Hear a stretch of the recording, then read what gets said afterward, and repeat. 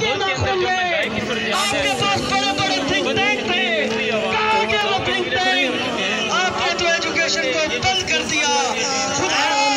सुधारा हमें नहीं चाहिए ऐसा नया पाकिस्तान जिसमें तालीम नहीं। हमें हमारा पुराना पाकिस्तान वापस कर दे जिसमें तालीम थी। अगर आप पाकिस्तानी तालीमी इदारों को सपोर्ट नहीं कर सकते, कुछ दे नहीं सकते,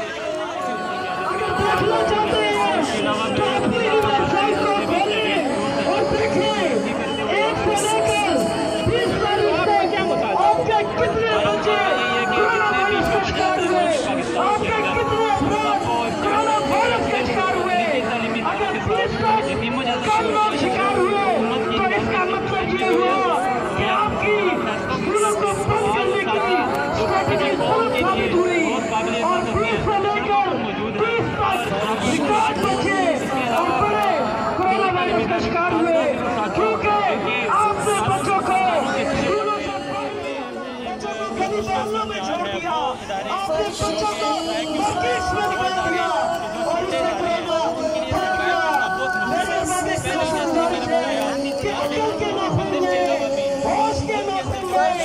आपके पास बड़ा बड़ा थिंक टैंक थे, कहाँ गए वो थिंक टैंक?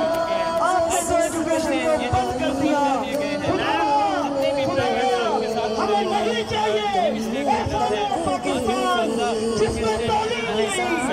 हमें हमारा पुराना पाकिस्तान वापस कर दे जिसमें तालीम थी।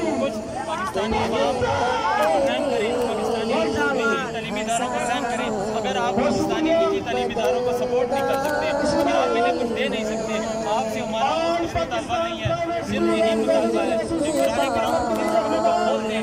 या हम लोगों का सिर्फ के लिए कसूर है कि हर साल हम लाखों करोड़ों की तादाद में एक हुनरमंद, एक बड़ी नामदारी कुव्वत जो कि पाकिस्तान को देते हुए, जो न सिर्फ पाकिस्तान के अंदर रहते हुए बल्कि पाकिस्तान के बाहर जाकर भी अरबों की तादाद में पाकिस्तान को मिलते हैं, तो पाकिस्तान में जिसके बाजू बनते हैं। हमारा कौम के ममारों के साथ ये शिकस्त को न किया जाए, बल्कि कौम के ममारों को स्कूल में जाने दिया जाए। वो कौमें सबसे यूरोप के अंदर आप देखते हैं, बहुत सारे ममालिक के अंदर देखते हैं और वहाँ पे को फॉलो करने के इदारे खुले हुए हैं, लेकिन पाकिस्तान के अंदर आप देखते हैं हर एक जो शोबा है वहाँ पे जंगल वकीर वहाँ पर होता है, कहीं पे कोई लॉकडाउन नहीं है।